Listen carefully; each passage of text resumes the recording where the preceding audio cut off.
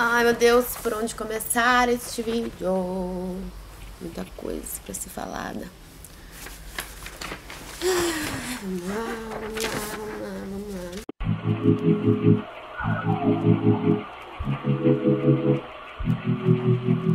Cheia, porém insatisfeita. Atarefada, mas desligada.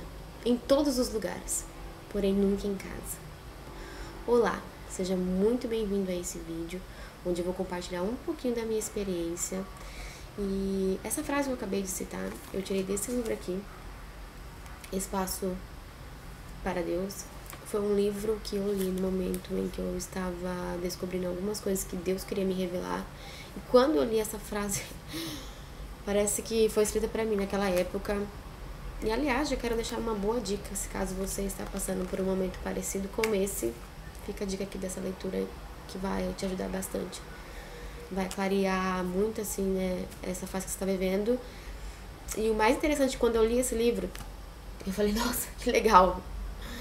É bom saber que não era só eu que estava vivenciando aquilo, que outras pessoas que eram referência para mim também passaram por esse processo.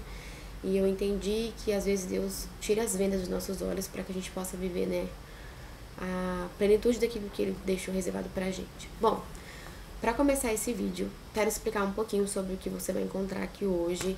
Eu vou contar um pouco sobre o meu testemunho. Bom, aqui quem vos fala é alguém que por muito tempo carregou o peso da religiosidade nos ombros. E de repente, no meio do caminho, Deus resolveu tirar a tenda dos meus olhos e me mostrar a minha verdadeira identidade, mostrar quem era a Jéssica, quem era ele, o que ele esperava de mim. Isso foi um processo, assim, intenso. Antes de começar a falar, desculpa pela minha voz, tô um pouquinho, né, meio fanha, rouca, enfim, tô resfriada, mas isso não impede de eu gravar esse vídeo. Então, teve uma fase na minha vida em que eu estava bem envolvida nos cargos da igreja. A gente fazia super eventos, coisas muito legais, assim, sabe? Congressos, festas, rodas de bate-papo. Estava praticamente na igreja todos os dias, chegava cedo, saía tarde, enfim, era assim o estilo de vida que eu levava. E eu achava que tava legal. Só que chegou um tempo que, às vezes, tipo assim, eu ficava tanto tempo ali dentro fazendo, e quando chegava de noite, me batia uma tristeza, um desânimo, e ao mesmo tempo eu sentia culpa por sentir aquilo, porque eu tava fazendo algo bom, mas me sentia mal, um vazio, sabe? E eu não tava entendendo aquele processo. Tanto é que teve um tempo onde nós tivemos um congresso. Eu, se você não me conhece, eu faço parte de uma igreja vazia, posso dizer, né? Ainda a gente tá em fase de mudança, né? E uma igreja que é bem tradicional, tem várias congregações, né? A gente congregava na regional e a gente tinha um cargo onde era regional, né? Que alcançava outras congregações. E por isso a gente tinha muito compromisso. E houve um congresso que a gente realizou. E eu lembro que no final daquele congresso, a igreja estava lotada de gente, de jovens, muitos jovens, assim. Foi num ginásio, pra você ter noção como o congresso foi grande. A gente fez no fim do ginásio. E o tema era bem atrativo e tal naquela época. E eu tava ali na frente, né? Tipo, eu era regente regional. E eu me lembro que eu sentei na cadeira, eu tava bem na primeira fileira, assim, de frente pro palco. E eu vi a euforia daquela multidão, daquela galera, tal, todo mundo animado, agitado. E parecia que eu tava vazia. E eu sentei e falei, meu Deus, o que tá acontecendo comigo? Eu não tô conseguindo sentir isso que eles estão sentindo. Será que tem alguma coisa errada comigo? E por dias eu fiquei com aquele sentimento. Todo mundo falava, nossa, o congresso foi legal, tal. E eu, não, foi da hora, tipo, sabe? Mas no fundo eu sabia que tava alguma coisa errada. Mal sabia eu que Deus, de alguma forma, já estava chamando a minha atenção, sabe? Pra mudança. Porque na minha mentalidade, tava tudo legal, só que eu tava tão na correria ao ponto de perder a percepção, a sensibilidade de que talvez eu havia perdido o endereço onde era eu e Deus, sabe? Por estar em tantos compromissos, enfim. E justo naquela época, eu trabalhava numa empresa e aconteceu uma situação, né, na empresa. Eu era da equipe de inventário. Gente, vai ficar um pouquinho longo esse vídeo, mas pra eu poder compartilhar tudo com vocês, como que foi o meu processo o porquê que eu realmente saí dos cargos e o processo de sair da evidência, pra vocês entenderem um pouquinho. Então fica comigo até o final, que eu tenho certeza que esse vídeo vai ser inspirador pra você. E aí eu tava nessa empresa, tinha um cargo eu era da equipe de inventários. E era uma equipe bem visada, sabe? Porque o nosso trabalho era diferencial, enfim, as pessoas sempre estavam olhando ali, alguns não gostavam do nosso trabalho, enfim. Eu tava andando no warehouse com a minha amiga, que era parceira de trabalho, e de repente, em cima de alguns pallets, eu vi era uma pacotinho de clube social, de uma bolacha aberta. E aí eu lembro nitidamente que eu peguei e falei, poxa, como que alguém faz isso daqui, né? Deixa isso aqui largado, abre, ainda come aqui dentro e, tipo, larga aqui. Enfim, eu comentei isso com a minha amiga. E aí lá tinha um sistema assim, quando você visse alguém fazendo alguma coisa errada, você abria uma etiqueta com o nome daquela pessoa. Nossa, que buzinada do trem. Passou. Acho que vai ser no vídeo. E aí eu comentei com ela isso e tal. E tinha esse esquema de você abrir uma etiqueta quando você visse alguma coisa errada. E naquela época, abriram uma etiqueta com o meu nome. Funcionária Jéssica abre um pacote de bolacha e joga em cima dos pallets no warehouse. E aí, automaticamente, quem tem acesso a essas etiquetas era o supervisor na época, meu supervisor o Roberto, e aí, posso falar? Não sei, enfim. E aí meu supervisor me chamou pra uma reunião e falou, Jéssica, e naquela época eu tava muito envolvida, tipo assim, eu fazia de tudo na empresa, eu participava até do coral de Natal. Eu era assim, tipo, eu gostava, fazia porque eu queria, sabe, enfim. E aí ele confiava muito no meu trabalho. E aí ele me chamou e falou, Jéssica, olha, eu recebi aqui uma etiqueta com o seu nome, de que você abriu um pacote de bolacha, né, no warehouse. Eu fiquei abismada com aquilo. Eu falei, tipo, Roberto, você sabe que tem câmeras em todo lugar. E com certeza você vai ver que não foi eu que abri. Aí ele aproveitou a situação e ele falou assim, você já ouviu falar sobre evidência? Eu falei, sim, não sei o que significa. Evidência, alguém que tá, né, sei lá, em evidência. E ele falou, pois é, você é alguém que aqui nessa empresa você tá em evidência. A todo tempo as pessoas estão te observando. Aí ele falou, posso te dar uma dica? Eu falei, pode. Aí ele, saia da evidência. Eu não entendi aquilo, sabe? Foi muito... Aquela palavra, tipo assim, veio com tudo, só que não fazia sentido ele falar aquilo pra mim. Porque numa empresa, pra você crescer, você precisa fazer, você precisa, né, se destacar. E, tipo, meu supervisor, que queria o meu próprio bem, tipo, de repente falar aquilo pra mim, eu não entendi. E passou-se o tempo, enfim. Só que eu sempre fiquei com aquela palavra na minha cabeça, saia da evidência. E aí, casou tudo, que aí começou esse congresso. E eu comecei a sentir algo diferente dentro de mim. Eu comecei a abrir os meus olhos pra muitas coisas. Eu comecei a questionar muita coisa. E aonde eu ia, a palavra que era naquele lugar, o culto ou encontro em Lares, era sempre a mesma. Sai da evidência. E Deus começou, tipo assim, em tudo, até em série que eu assistia. É muito bizarro. Quando Deus quer te encontrar, Ele vai na sua realidade, sabe? Pra de alguma forma falar com você. E foram sequências, praticamente foi um ano, e ainda assim teimosa, né? Deus falando pra mim, sai da evidência, sai da evidência. E aquilo foi, tipo assim, aquela palavra foi tomando, tipo assim, espaço dentro de mim, que a ponto de Deus abalar toda a minha estrutura, que foi realmente isso que aconteceu. Eu lembro que eu bati meu carro, aconteceu várias coisas. Mas eu achava que, tipo, cara, não faz sentido eu sair dos cargos da igreja. Não fazia sentido com o estilo de vida que eu levava, sabe? Com o que eu aprendi sobre o que era servir a Deus. Eu achava que servir, eu precisava todo tempo mostrar minha vida de volta pras pessoas, sabe? Mostrar, não, olha, eu estou jejuando, hoje eu tô orando, eu tô fazendo, calma. E eu tinha aquela necessidade de provar pras pessoas, porque o contexto onde eu vivenciava era assim, que eu tinha que provar. Parecia que se você não estivesse ali todos os cultos, você bateu o crachá hoje, né? Tá devendo uma. Então eu tinha realmente esse peso sobre mim. E aí, de repente, de alguma forma eu escuto alguém me dizendo que tava errado, que não era isso que ele esperava de mim. E foi um choque pra mim, foi realmente uma desconstrução que eu vivenciei. E de alguma forma Deus abalou a minha vida, em todos os sentidos. Porque eu olhei pra tudo que eu tava vivendo, pra tudo que eu tava fazendo, pra minha rotina, pro meu estilo, pra minha agenda, pro meu WhatsApp, que era carregado de mensagens. Eu falei, peraí, aonde que Deus tá aqui? Sabe? Não tinha momento eu e ele. Tinha um momento onde eu falava dele, muito, tipo assim, praticamente 24 horas por dia. No meu trabalho eu falava dele. Lá na igreja, tipo, eu tava fazendo, mas não havia um momento eu e ele, sabe? Não havia esse momento. Eu tinha perdido o endereço. O endereço onde era só eu e ele. no meio de todas as minhas tarefas. E por algum motivo, naquela época, o meu cargo, as minhas tarefas, eu digo meu cargo na igreja, até mesmo na empresa, tava tornando a minha identidade. Era muito, complicado porque quem era a Jéssica? Não tinha quem era a Jéssica, tinha o que a Jéssica fazia, a Jéssica regente, a Jéssica que trabalhava no controle de inventário. E aí é onde que tá o perigo.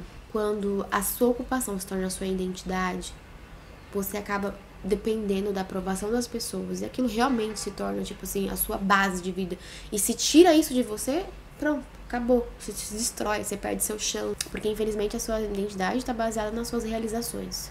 E aí é onde está o perigo. Porque quando a gente extrai a nossa identidade dessas realizações, do que a gente faz, da aprovação das pessoas, e aí vira um problemão, porque você perde a sua essência, né? No meio do caminho, você já não é mais quem é você. Você é o que você faz.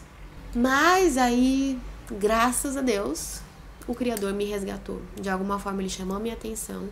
E aí eu comecei a viver uma fase de desconstrução.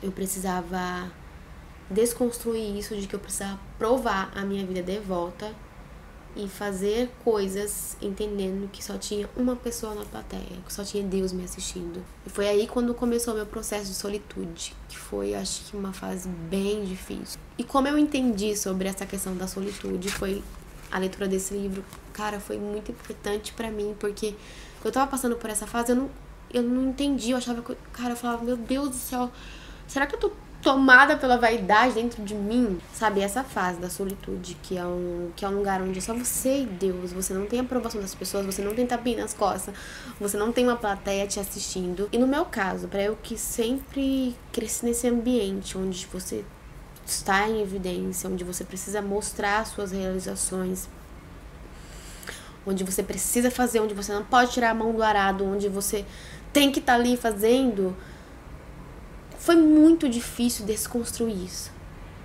Porque tinha mais a ver com a vontade de eu fazer, pra eu me sentir viva, para as pessoas olharem e de alguma forma a reação delas me trazia um retorno e eu entendia que tava tudo legal. Não sei se você consegue me compreender. Tô tentando o máximo possível jogar aqui pra fora o que passa dentro da minha mente, mas é complicado trazer em palavras um estilo de vida que eu aprendi, um estilo de vida cristão. E foi mais complicado ainda desconstruir isso, sabe? Essa ideia das realizações, sabe? Da minha identidade firmada nisso. Foi muito difícil desconstruir isso, porque quando você experimenta a solitude, que é um lugar onde é só você e Deus, e Ele é o único que tá ali na plateia te assistindo, às vezes você sente a vontade de se ocupar novamente, sabe? O desespero de querer fazer pra me sentir viva. Às vezes eu tinha, sabe, essas loucuras, esse momento, porque foram anos assim. E Deus foi bem paciente comigo, sabe? De me colocar nesse lugar sozinha, onde eu não era assistido por ninguém, sabe? E às vezes isso me fazia se sentir inútil pelo fato de não ver os meus frutos, não ver eu impactando a vida de ninguém. De não estar com a mão na massa, mas na verdade ele queria me impactar primeiro. Na verdade ele queria mostrar pra mim quem era ele e me levar a um lugar onde nada mais importasse, sabe? Somente eu e ele. Isso é muito incrível. É desesperador, mas ao mesmo tempo eu conheci a onisciência de Deus. Eu aprendi que sozinha não estava sozinha. Eu nunca estive sozinha. Mas pra eu entender que eu nunca estive sozinha, eu tive que sair da evidência. Eu tive que estar sozinha na solitude para experimentar a verdadeira presença dele, para compreender sobre um estilo de vida onde não é sobre mim, onde não é sobre o que eu faço, onde não é sobre os meus resultados, onde não é sobre quantas pessoas eu impactei naquele dia. Não tem nada a ver com isso. Na verdade, tinha a ver com o que movia o meu coração. Tinha a ver sobre o quanto Deus impactou a minha vida. Tem uma frase que eu acho que representa muito isso que eu tô tentando falar pra você. Eu não lembro qual que é o nome do autor, mas enfim, essa frase me fez entender muita coisa, que é: a gente nunca vai conseguir levar as pessoas a um lugar onde a gente nunca esteve, sabe? A gente nunca vai conseguir contar uma experiência que a gente nunca vivenciou.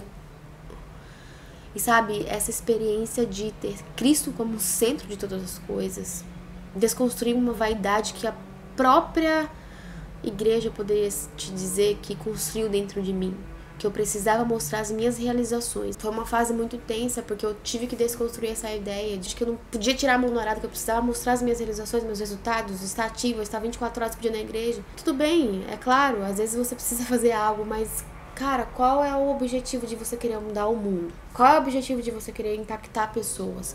Qual é o objetivo de você querer fazer algo extraordinário na sua geração? Será que o objetivo é mostrar Jesus? Ou estar em um lugar onde você recebe os aplausos, os elogios, estar em um lugar de evidência para aquilo de alguma forma te fortificar, amassagear o seu ego e te fazer se sentir vivo. E aí eu te pergunto, será que o seu desejo é realmente mudar o mundo ou apenas sente a necessidade de ser assistido? E aí você morre de medo da solitude. E para que de alguma forma você se sinta vivo, você tenha necessidade de estar atarefado. E aí você faz isso para que você possa provar para as pessoas ao seu redor a sua extraordinária vida devota. Sabe, quando a minha ficha caiu, foram dias e dias tentando encontrar aqui dentro de mim o que me movia, qual era a intenção do meu coração, porque eu havia me perdido em meio às minhas realizações. Eu já não sabia mais se o que eu fazia realmente era para a glória de Deus ou se era apenas uma vaidade dentro de mim.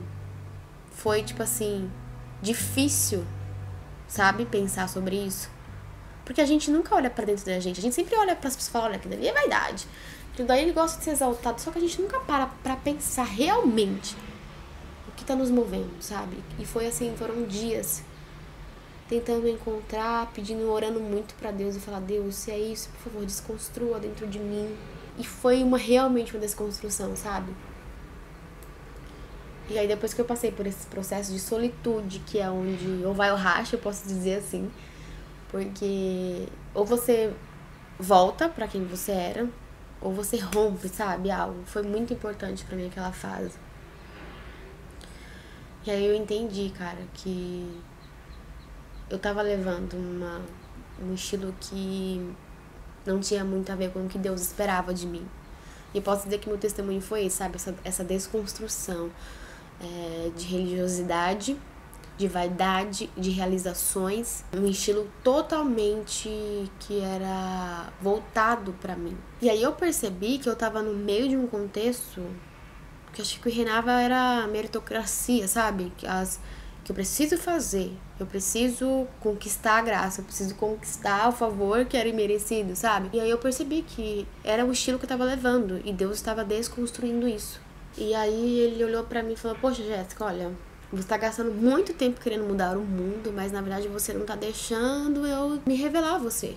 E aí foi quando Deus começou a tratar o meu caráter mesmo, sabe? Tipo assim, foram fases assim que eu olhava, poxa, mano, que defeito que eu tenho. Coisa feia.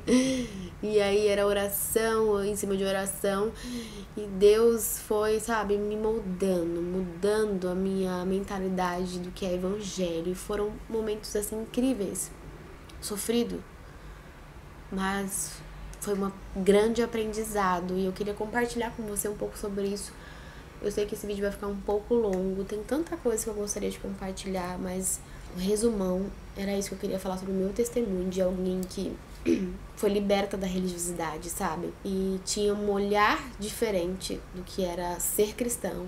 E hoje pensa como Cristo pensa, que acho que é bem complicado chegar nessa fase. E aí o meu testemunho é esse. Parece até bizarro falar, mas aqui é um relato de uma ex-religiosa. É estranho, né? Mas eu achei isso incrível, porque Deus no meio do caminho parece que me pegou e falou assim, cara, eu tô vendo que você tá se perdendo aí, você tá entrando numa bolha. Vai ser difícil te tirar daí, então antes que isso aconteça, deixa eu te resgatar. E foi muito bom pra mim, porque hoje eu olho quantas barreiras a Jéssica de antes construiu, sabe? Entre eu e as pessoas que eu poderia ter tido acesso, mas a religiosidade não deixou. E eu vejo que hoje eu consigo ter mais acesso a essas pessoas e levar Cristo pra elas, mas não o Deus da minha religião, mas o Deus da criação, sabe? Isso pra mim foi muito importante. Posso dizer que é uma nova identidade que foi construída, que está sendo construída dentro de mim. E eu queria que isso acontecesse com todo mundo que eu conheço ao meu redor. Por isso que eu estou gravando esses vídeos, né? E fazer com que a gente entenda, sabe? O Deus que a gente serve, ele não pode ser guardado dentro de uma caixinha. E eu sei que é difícil desconstruir tudo isso, sabe? Pra mim não foi fácil. Eu olhar, tipo, falar, poxa, Jesus, que será desse jeito?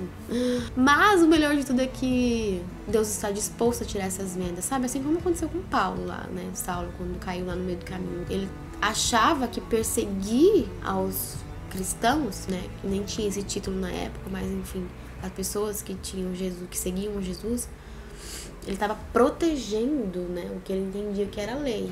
Tava protegendo Deus, fazendo aquilo, matando. Só que ele não tinha conhecimento de quem era Jesus. Ele não sabia quem era Deus. E aí Jesus olhou pra ele, olha, Paulo, sinto muito, meu querido. Você tá querendo matar o povo que me segue? E aí foi quando as vendas caíram, né? E aí Paulo teve uma nova identidade. E é isso que Deus deseja até hoje, fazer na vida de muitas pessoas. Antes de você querer impactar outras pessoas, fazer grandes coisas, Deus quer revelar pra você quem é Ele de verdade. E talvez ele é alguém que por tanto tempo você perseguiu, foi contra, né? Se deixa ser descoberto por ele, sabe? Deixa ele te encontrar. Porque foi isso que ele fez comigo. Eu me encontrei no endereço que eu tinha perdido no meio da religiosidade. Enfim, acho que é isso esse vídeo. Não sei se eu consegui ser transparente. Vou assistir aqui depois, vou editar. E se faltar alguma coisa, eu gravo no próximo vídeo. Espero que você tenha gostado. Que de alguma forma o Espírito Santo te desperte, né? Para você não se perder em meio às suas realizações. E entender que a sua identidade não tem que estar estabelecida no que você faz. Ok? Enfim, é isso. Beijo. Te espero no próximo vídeo. Tchau, tchau.